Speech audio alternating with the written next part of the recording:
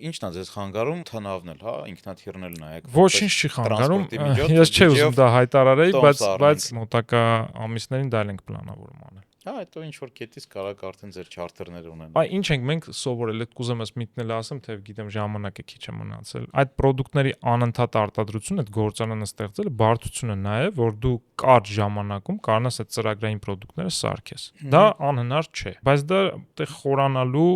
նրբությունների մեջ մտնելու, process-ներ դնելու ու փոքր թմով այդ ապահովելու, դա ամենաբարդ գործն է,